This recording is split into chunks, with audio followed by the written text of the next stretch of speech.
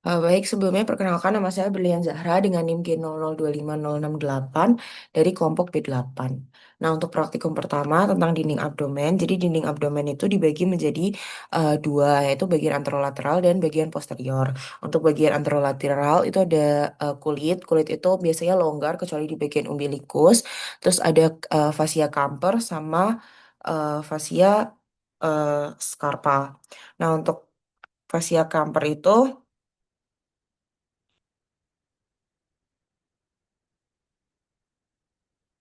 Oke, untuk fascia scarpa sendiri itu tuh dia bisa meluas ke superficialnya skrotum.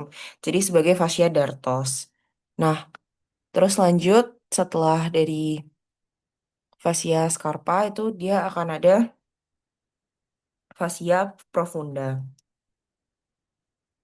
Nih, fascia profunda. Terus ada bagian musculus atau musculi at aponeurosis. Nah, musculi at aponeurosis itu dibagi jadi flat muscle, terus ada juga vagina musculi recti atau vertical muscle. Nah, flat muscle sendiri itu ada musculus obliquus externus, ada ligamentum inguinal, sama ada obliquus internus sama musculus transversus.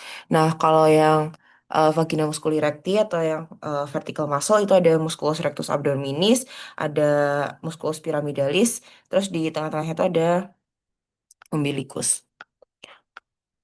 Terus ini lanjut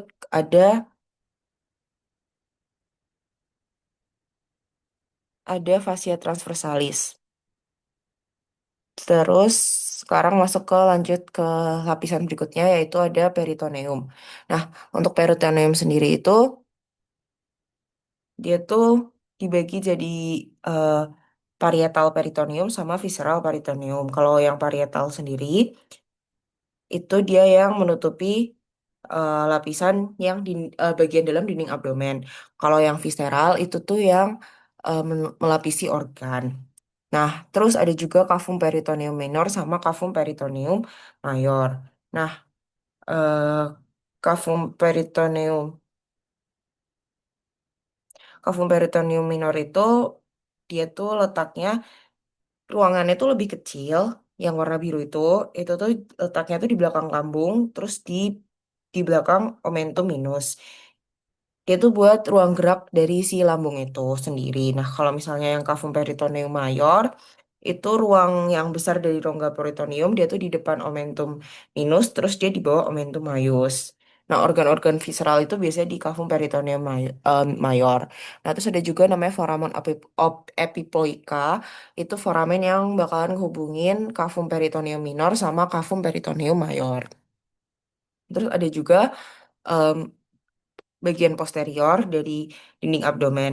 Nah, bagian posteriornya sendiri itu dibagi jadi yang pertama kulit, setelah itu ada fascia superficialis dorsi. Dia ada beberapa lapis. Untuk lapisan pertama dia ada musculus latissimus dorsi. Lapisan keduanya itu ada lapisan keduanya itu ada obliquus externus abdominis, ada musculus erector spinae, ada juga musculus longissimus dorsi sama bisa ada musculus nggak ada serat. Jadi di lapisan kedua itu ada musculus serratus posterior inferior. Nah, di lapisan ketiga itu ada musculus multifidus, musculus interspinalis sama musculus obliquus internus abdominis. Nah, di lapisan keempat itu ada musculus quadratus lumborum, musculus iliopsoas, sama musculus transversus abdominis. Nah, habis itu ada fascia extraperitonealis juga, dia isinya jaringan lemak. Habis itu ada peritoneum parietal. Nah, sekarang masuk ke organ retroperitoneal sama intraperitoneal. Jadi bisa dilihat ini eh, peritoneum visceral sama peritoneum parietal. Nah, jadi kalau visceral itu kan yang menutupi organ, kalau parietal itu yang sebagai lapisan dalam dinding abdomen. Nah, kalau misalnya dia organ retroperitoneal, berarti dia diselubungi eh, peritoneum, tapi hanya sebagian. Peritoneum yang eh, parietal itu cuma sebagian. Kalau yang intraperitoneal itu berarti dia seluruh bagian organnya itu dia di dalam eh, peritoneum. Nah, ini organ-organ retroperitoneal itu bisa disingkat jadi Sedpaker. Nah, gambarnya bisa dilihat. Jadi S-nya itu glandula supranalis, habis itu A-nya tuh aorta, habis itu D-nya tuh duodenum yang kecuali pars superior, habis itu ada pankreas juga kecuali yang bagian kauda, ada ureter, ada colon ascendens et descendens, ada kidney, ada esophagus, ada juga rectum. Itu organ-organ retroperitoneal. Terus organ-organ yang intraperitoneal itu ya sisanya aja. Terus praktikum kedua. Nah, praktikum kedua itu ada gaster. Nah, untuk gaster sendiri itu dia dibagi jadi beberapa bagian. Ada eh, bagian ini yang di bawah LES, yang di bawah lower esophageal sphincter atau bisa disebut gastroesophageal sphincter. Itu pars cardiaca, habis itu ada juga fundus, ada corpus sama pars pylorica. Nah, untuk yang sphincternya sendiri, sphincter bagian atas itu yang eh esova eh, eso gastroesophageal sphincter atau lower esophageal sphincter itu dia sphincternya tuh nggak anatomis, dia lebih ke fisiologis, jadi dia bekerja jadi sphincter tapi dia buka nggak ada muskulus sphincternya. Nah, kalau misalnya yang di bawah itu yang eh, bagian pylori itu tuh ada sphincternya, emang ada muskulusnya, ada penebalan muskulus di situ, namanya sphincter pylori. Nah, terus untuk pintu-pintunya sendiri, pintu yang atas sama pintu yang bawah, yang atas itu karena dia dekat sama pars cardiaca jadi namanya orificium cardiacum, dia setinggi vertebra thoracica 11. Kalau misalnya yang di bawah itu orificium pyloricum. Dia setinggi vertebra lumbal satu.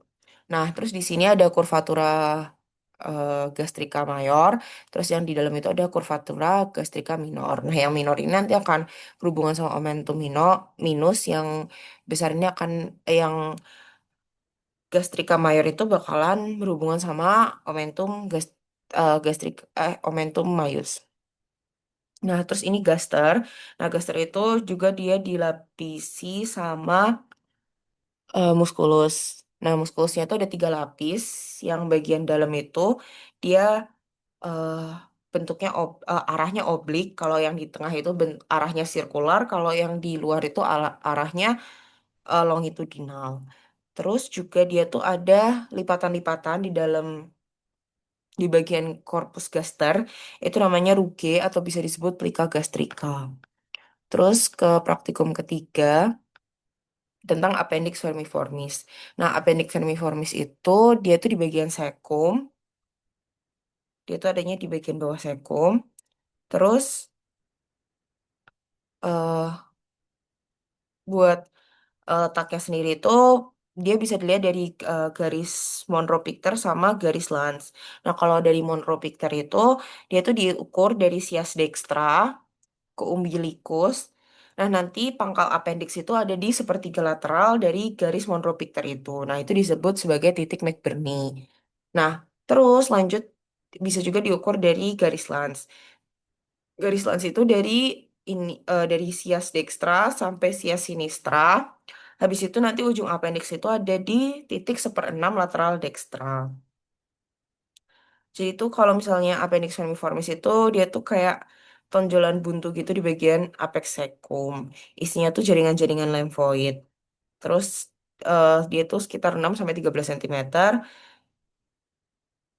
Oke. Nah, terus masuk ke letak appendix vermiformis. Nah, letaknya sendiri itu ada pertama ini ada retroseccal. Nah, appendix retroseccal itu dia tuh bentuk yang paling umum ada di belakang sekum.